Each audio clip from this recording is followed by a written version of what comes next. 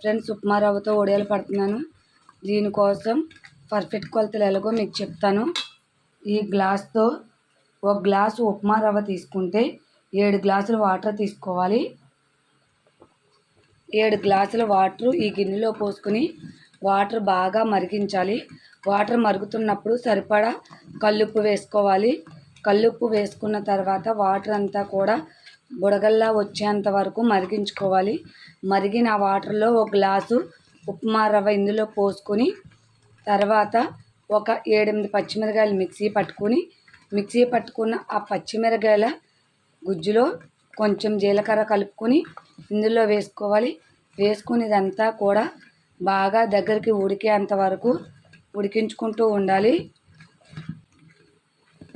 పిండి మొత్తం కొంచెం గట్టిగా అయ్యి ఇలా వేస్తే వడియం కింద రావాలి. ఆ విధంగా వచ్చేంత వరకు కూడా ఇదంతా బాగా ఉడికించుకోవాలి. ఇదంతా కూడా నాకు ఇప్పుడు ఉడికిపోయింది. స్టవ్ ఆఫ్ చేసుకోవాలి.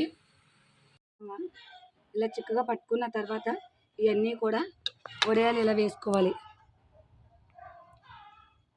ఇక్కడ చూపిస్తున్న విధంగా మొత్తం పిండి అంతా కూడా ఇలా వడియాల్లో వేసుకోవాలి.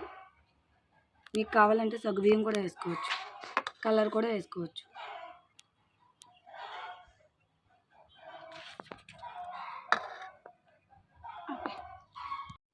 పావు కేజీ పిండికి ఇన్ని వడియాలు అయినాయి.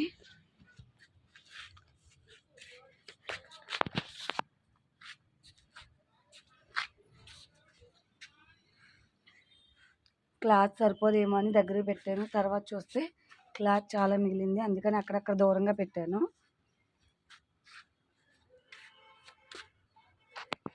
కవర్ మీద వేసిన వడియాలు అన్నీ కూడా చాలా బాగా వచ్చాయి. చూడండి, ఇగో ఈ విధంగా మీరు కూడా కవర్ మీద వేసుకోండి. రావని అనుకోవద్దు.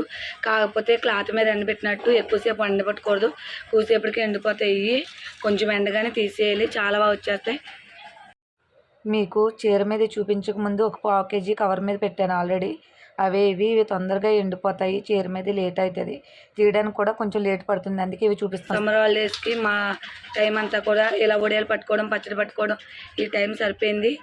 Okay, bye friends.